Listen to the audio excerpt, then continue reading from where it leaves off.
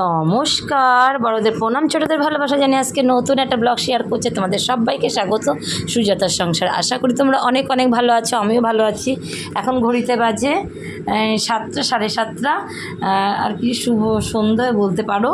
তো এখন মেয়েকে নিয়ে যাচ্ছি, মেয়ে আর আমি ডাক্তারখানায় যাব, তারপর যাব বাজারে। কেন যাচ্ছি ডাক্তারখানায় সেটা পরের ভিডিওতে শেয়ার করব। এখন তো যাচ্ছি, তো আজকে আর রাতের বেলা মেয়ের পড়াশোনা হবে না। এই যে রেডি হয়ে বেরিয়ে পড়লাম। আসলে সন্ধে টন্ধে দিয়ে সমস্ত কাজ সেরে তো যেতে হয় এক এক করে, একা সংসার, তো একটু দেরি হয়।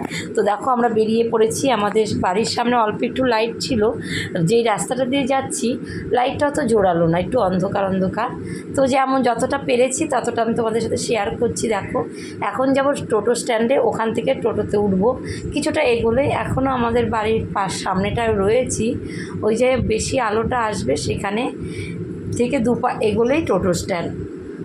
যথারীতি আমরা পৌঁছে যাচ্ছি, আমি আর মেয়ে। এই দেখো চলেও এসেছি, এবার চলে এসেছি বাজারে। তো দরকারি কাজে মেয়েকে ডাক্তার দেখিয়ে চলে এসেছি বাজারে। কোনো সবজি ছিল না, মাসের শেষ হলে হবে কি, মাসের প্রথম 1 তারিখ ছিল। যাই হোক কোনো সবজি ছিল না, তো যা যা নেব তার জন্য নিতে আসলাম। তো দেখো 5 কেজি আলু নেব। সবসময় আমি এই কাকুটার দোকান থেকেই নিই। তো আমি বাছছিলাম লঙ্কা নেব, রসুন নেব, আদা নেব, এটাই হচ্ছে। পেঁয়াজটা নেব না, পেঁয়াজ রয়েছে। বাজারে এসে সবজির দাম শুনে মাথায় হাত, এত দাম সবজির কি বলবো ভাই। সাধারণ মধ্যবিত্ত মানুষের স্বাচ্ছন্দ্যে খেয়ে পরে বেঁচে থাকাই দায়, কেননা দিনে দিনে দাম বেড়ে যাচ্ছে।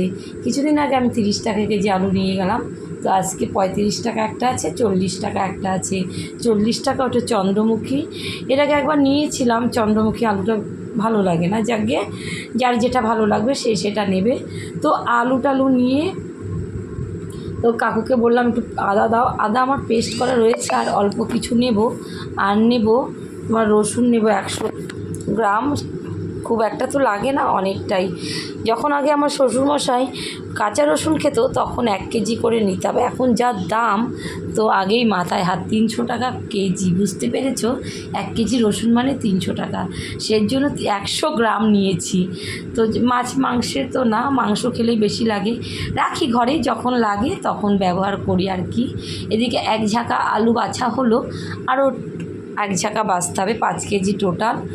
তো আদাও নেব, আর কিছু সবজি বাজার করব। ঘরে একদম সবজি ছিল না, যেগুলো ছিল সেগুলো আর ভালো লাগছিল না, একঘেয়ে খেতে।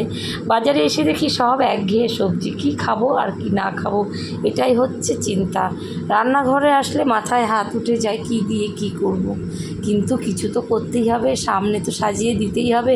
সারাদিন না দিই, দুপুরবেলা তো সকলে তৃপ্তি করে খাবে যাবে, সেই কারণে খুব গুছিয়ে গাছিয়ে দিতে হয়।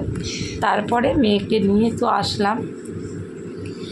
তো ভেবেছিলাম মুদিখানাটা করব, মুদিখানা আর করা হয়নি। একসঙ্গে এত কিছু পারবো না, পারবো কিন্তু টেনে নিতে গেলে অনেক ঝামেলা।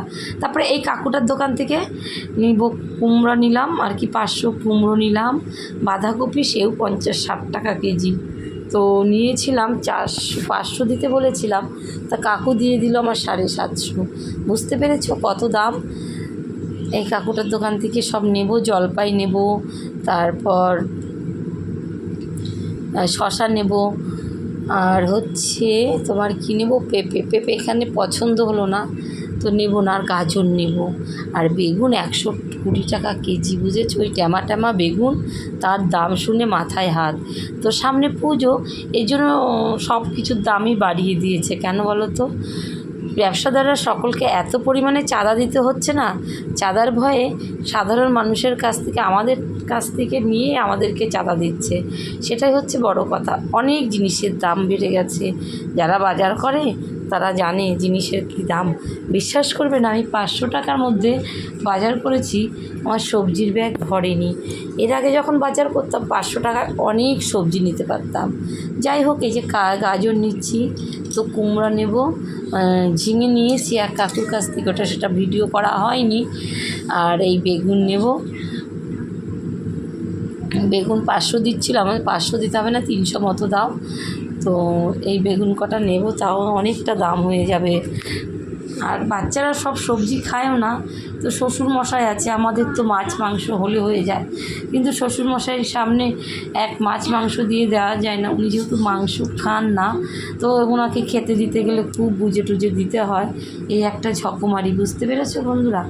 যাই হোক, তো এইবার বেগুনটাও নেওয়া হলো। তারপরে অবশেষে চলে এলাম ঠাকুরের বাসন মাজার জন্য তেঁতুল আনতে। তো তেঁতুল আনতে এসে এই কাকুটার দোকানের উচ্ছেগুলো আমার খুব পছন্দ হলো, তো উচ্ছে নিয়ে নিলাম 150, অনেকটাই। 2 দিন আমাদের ভাজা হয়ে যাবে সঙ্গে আলু দিয়ে। তারপরে টমেটো নেব, টমেটোও 150 টাকা কেজি, তো নিলাম 100। ওই কখনো কখনো মাছ মাংসের ডিমে দিতে হয় নিরামিষ তরকারি, সেই কারণে নিলাম। আর নেব, দেখা যাক কী নেওয়া যায়। পেঁপে, কাকুটার দোকানে দেখলাম পেঁপেগুলো এত ভালো এত ভালো, তো দেখে আর লোভ সামলাতে পারলাম না, তো 1 কেজি পেঁপে নিয়ে নিলাম। ওই যে বড় পেঁপেটা দেখছো না, ওই বড় পেঁপেটা আমি নেব। তো আমার পেঁপের প্রতি একটু লোভ আছে, একটু বড় টড়ো দেখলেই খেতে ইচ্ছে করে আর কি। এই যে লম্বা পেঁপেগুলো না, ভীষণ ভালো খেতে। আমাদের বাড়িতে একবার হয়েছিল, এত টেস্ট, যদিও এগুলো মাঠের পেঁপে, তো তবুও এগুলো না খেতে ভালো, কিন্তু সার দেয়। যাই হোক, সবথেকে দাম কম দেখলাম বাজারে পেঁপে, আর কিচ্ছু দাম নেই, সব দাম হাই ফাই। তারপরে বাড়ি চলে আসার পথে একটা প্যান্ডেল এখানে আমাদের হচ্ছে, জানো তো, মহালয়ের আগের থেকেই এখানে আমাদের রাস্তায় সব পুজোর লাইটিং জ্বালিয়ে দিয়েছে। সেটা তোমাদের সাথে শেয়ার করছি। দেখো লাইটিংগুলো সেই সুন্দর লাগছে। কেমন হলো আজকের ভিডিওটা তোমরা কিন্তু কমেন্ট করতে ভুলো না।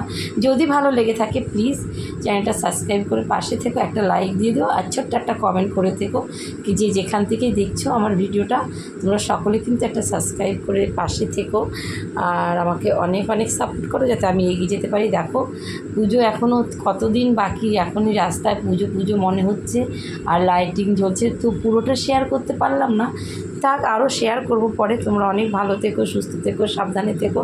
আবার দেখা হবে নতুন কোনো সময়, নতুন কোনো দিনে তোমাদেরকে সঙ্গে নিয়ে। তোমরা অনেক অনেক ভালো থেকো, সাবধানে।